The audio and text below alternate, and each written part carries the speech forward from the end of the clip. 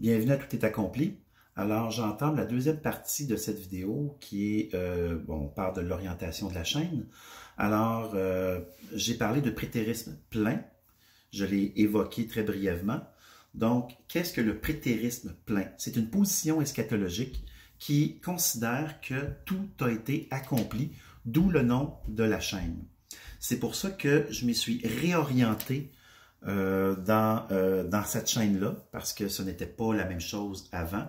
Dans mon ancienne chaîne, je visais davantage tous ceux qui ont tout ce qui est abus spirituel, donc tous ceux qui ont été victimes d'abus spirituels. Et cette chaîne-là a rencontré ses objectifs. Maintenant, je pense qu'il était temps de passer à autre chose.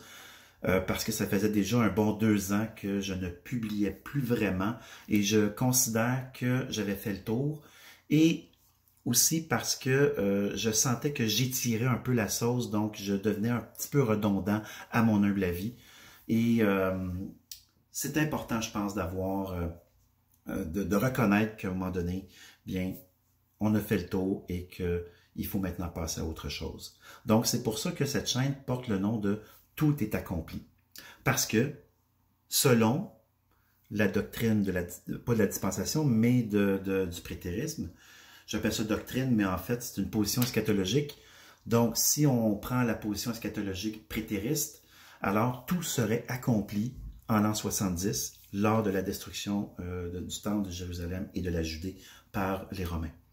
Ce serait à ce moment-là qu'il y aurait eu le jugement final et que nous serions entrés dans la Nouvelle Jérusalem, telle que mentionnée dans le livre d'Apocalypse. Et on a aussi plusieurs références, par exemple le prophète Daniel, qui se trouve être entre le premier et le second temple. Le second temple qui a été érigé après l'exil d'Israël dans les terres de Nabuchodonosor, le nom m'échappe, c'est pour ça. Donc, à Babylone, donc les Babyloniens qui sont tombés aux mains des Perses et des Mèdes autour de l'an 535 avant Jésus-Christ. Et ensuite, progressivement, les Juifs ont retrouvé leur terre et ont reconstruit le temple qui a pris 46 ans sous le prophète Néhémie.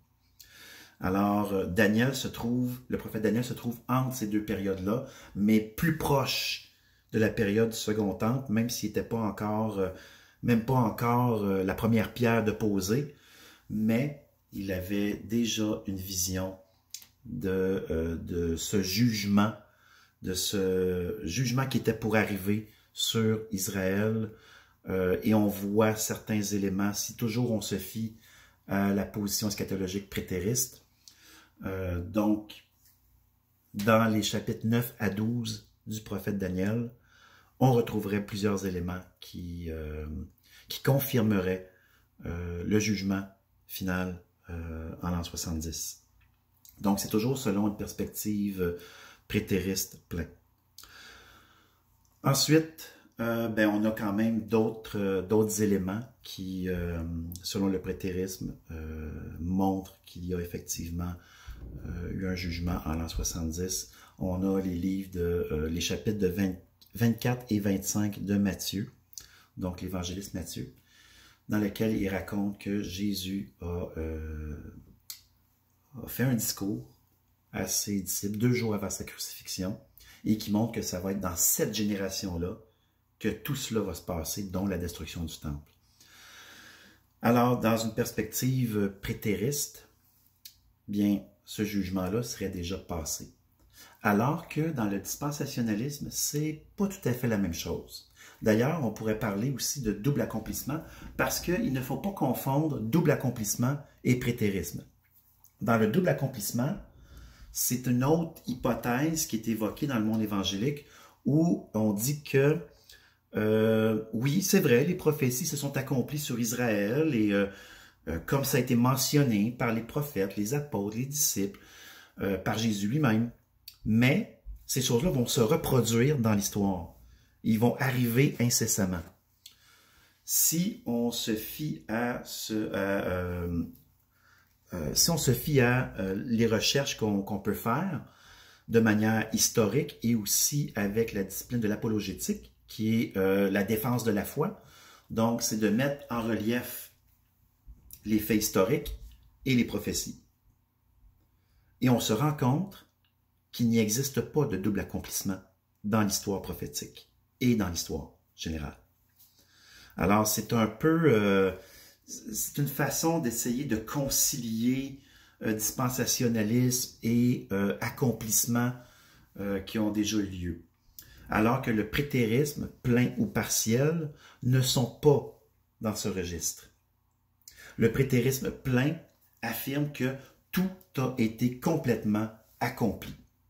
Il y a eu des accomplissements à la croix et ensuite il y a eu un peu de temps, c'est le temps de la grâce qu'on appelle, entre la résurrection de Jésus jusqu'à la destruction du temple. Donc il y a eu une période de grâce dans laquelle judaïsme et christianisme se sont côtoyés. Donc ça c'est une période de transition. Et durant cette période de transition-là, il y a eu une évangélisation massive de la part des apôtres, des disciples et de tous ceux qui les accompagnaient à travers le monde romain. Et ce qui est intéressant aussi à observer, c'est que avant que tout cela arrive, avant que Jésus arrive, il y a eu les infrastructures romaines qui ont permis de pouvoir accueillir le Christ en Judée.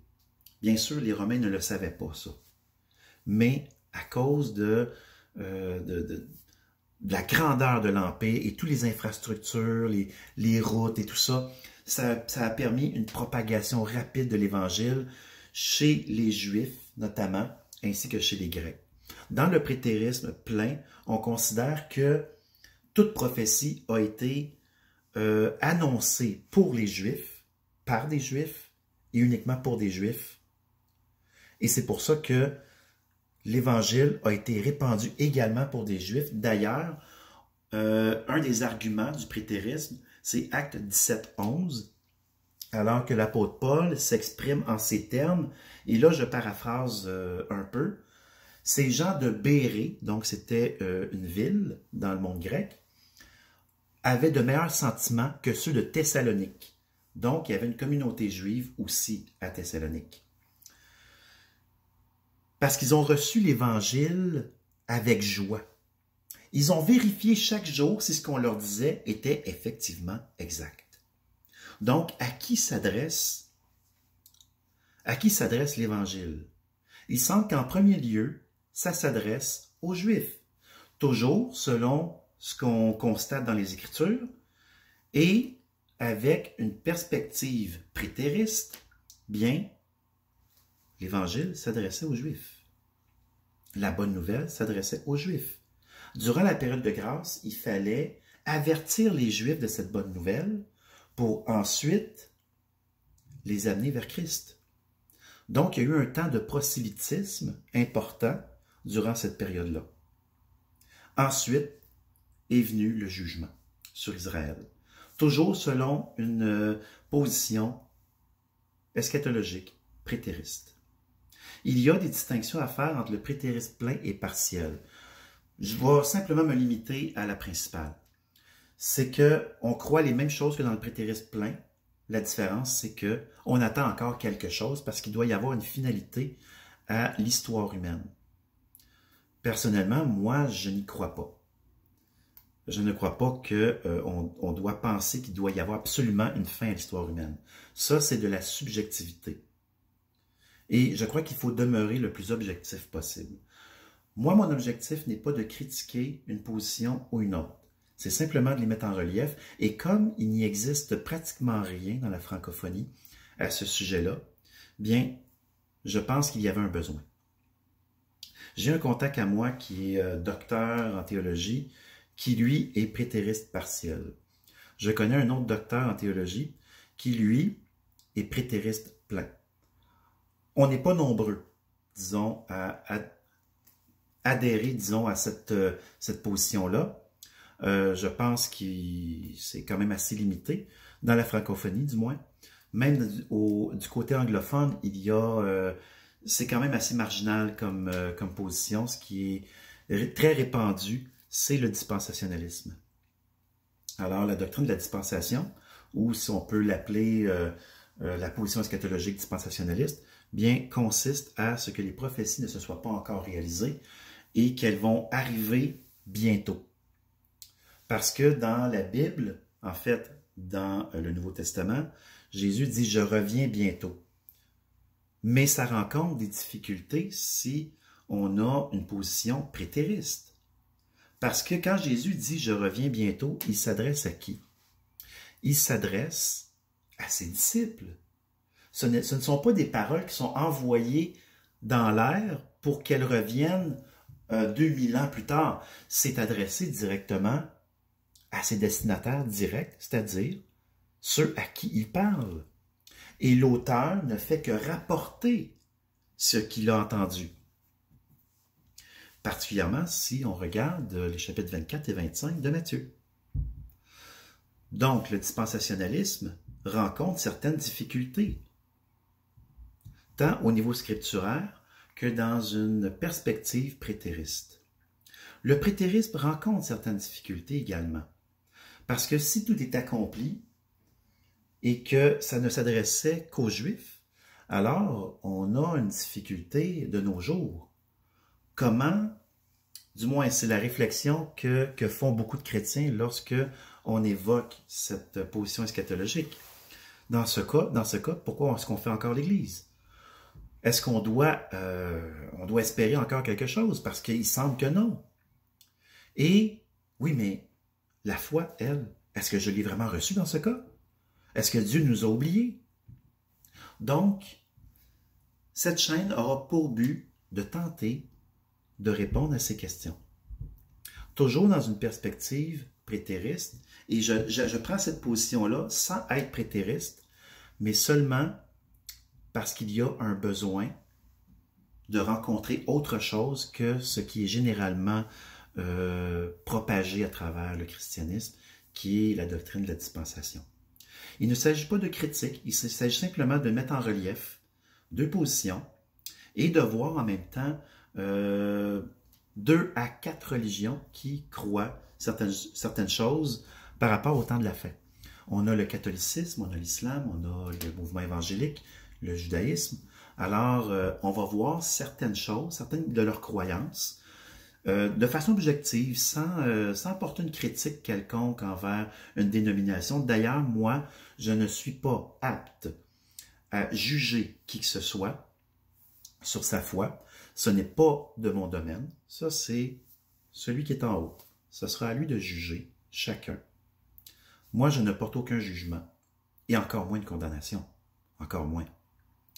Parce que ça ne m'appartient pas.